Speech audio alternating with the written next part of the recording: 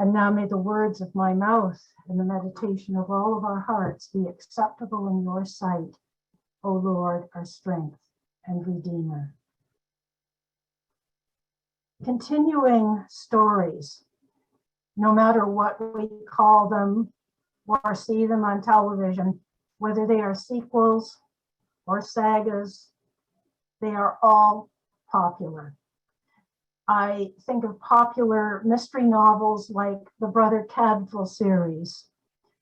I'm thinking of friends who told me they have never missed an episode of Downton Abbey or Game of Thrones, or who regularly watch ongoing Netflix series.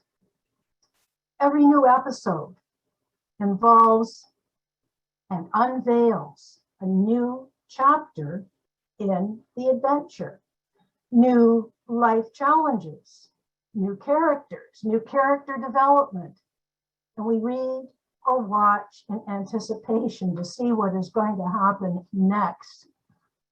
Well, the Gospels do the same thing. They unfold the story of Jesus' teaching and ministry. So today, in that tradition, we have part 3 in our continuing look or series about chapter 6 in John and the development of Jesus' teaching about who he is. 2 weeks ago, we began with Jesus' miraculous provision of bountiful food from 5 little loaves and 2 little fish. Jesus satisfied the hunger of that crowd. He satisfied the physical need for food, and his loving ministry of teaching and healing satisfied a very deep spiritual hunger for faith and hope. Last week, we met Jesus after that miracle, revealing that he is the bread of life, the staff of life, as we would say, the bread of spiritual life, satisfying a deep need for faith and hope. We also met the skepticism of those in the crowd who expected large visible miracles and not a journey of faith. We touched on ways that Jesus, our bread of life, is present with us today in the Lord's Prayer, in his word, and in the Eucharist. In today's gospel, Jesus expands on his teaching. He is the bread of life who has come down from heaven. And we actually begin with the verse that ended last week's lesson. I am the bread of life. Whoever comes to me will never be hungry, and whoever believes in me will never be thirsty. But Jesus faces the same challenges, which take us right back to that skepticism of last week. But now it becomes skepticism and murmuring, complaining, the kind of misunderstanding about Jesus and his teaching that happens so often in John's gospel. We can imagine the groundswell of those little sidebar conversations, even while Jesus is teaching. The groundswell of the murmuring building, the same kind of murmuring that their long ago ancestors directed against Moses and Aaron and God. Many in the crowd still do not get that God's gracious provision then and now is both physical and spiritual. They think in physical terms, wanting more and more visible signs, tangible proof of Jesus' power. Bread, something they can see, touch, and eat. They've forgotten that Jesus has been showing them signs all along, signs of love, healing, teaching about a new way of faith and trust in God. They don't recognize those everyday signs of his love and care. And that challenges all of us throughout history, now and beyond, to look for and recognize those signs of Jesus' love and care in our time. Not one divine person creating plenty, but many ordinary people perhaps reaching out to help each other. But if that crowd could stop their murmuring that blocked their openness to belief, they would be open to God's teaching. God will draw them to faith in Jesus as the bread of life, the staff of life. Instead, they are still drawn to Jesus to see signs and wonders and to argue. They murmur, if this Jesus is the bread from heaven, if he is the Son of Man who is to come on clouds of glory, how can he have grown up in a family in Nazareth? They all know or know of his parents, his brothers and sisters. So how can Jesus be that special? They want to see a God who shows strength. God is supposed to be up there, somewhere in the clouds, not down here associating with ordinary people. And they do know their scripture, those complainers, how their ancestors received manna, the bread from heaven, and how they also received meat and water from a rock. And in Judaism, it was held that to learn the scriptures, especially the Torah, Genesis, Exodus, Leviticus, Numbers, and Deuteronomy, to learn that, to read that, was to be taught by God himself.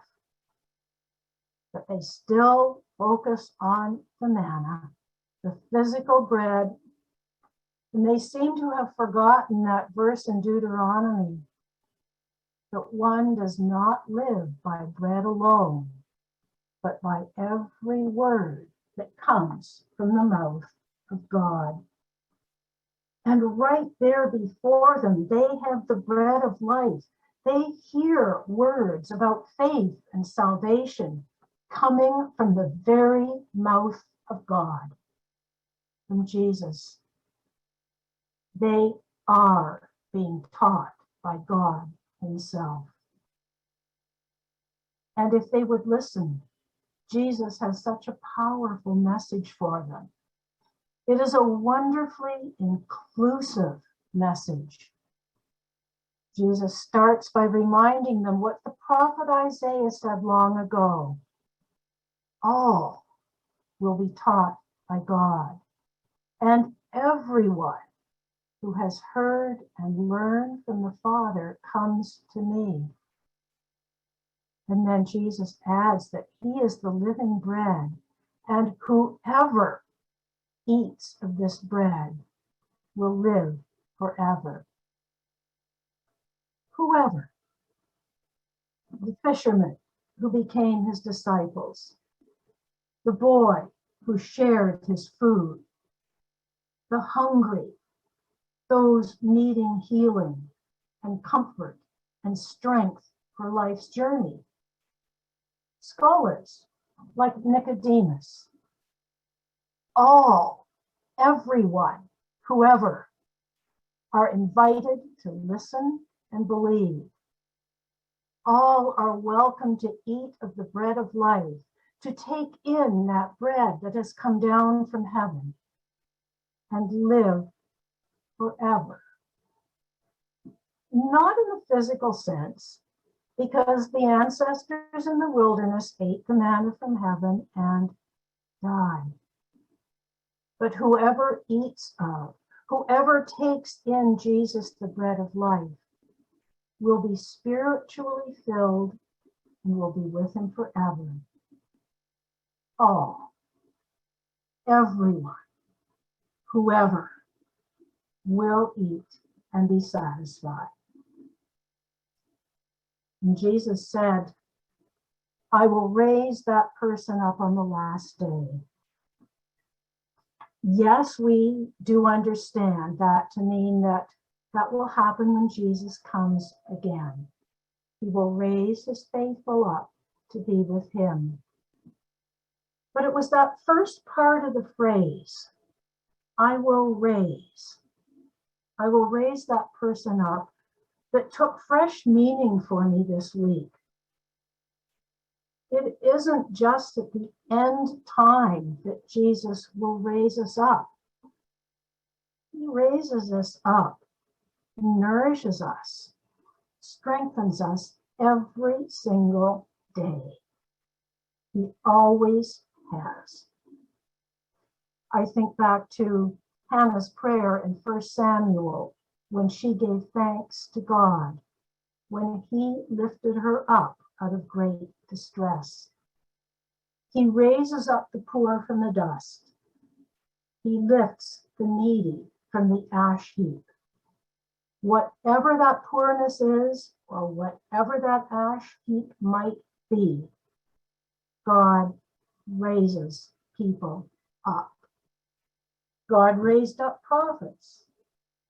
He raised up disciples from fishermen to be more than they could be, more than they could ever have imagined.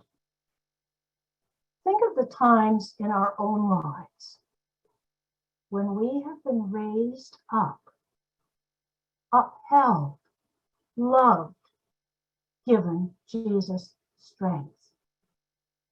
There are many times in church when we have sung the hymn and that chorus goes, he will raise you up on eagle's wings, bear you up on the breath of dawn, make you to shine like the sun, and hold you in the palm of his hand. And then as I thought about being raised up again this week, it's paralleled in the words of a popular song that I've always thought speaks to how Jesus raises us up. When I am down and, oh, my soul so weary, when troubles come and my heart burdened be, then I am still and wait here in the silence until you come and sit a while with me. You raise me up so I can stand on mountains. You raise me up to walk on stormy seas. I am strong when I am on your shoulders. You raise me up to more than I can be. Jesus, the bread of life, raises us up and includes us. Thanks be to God.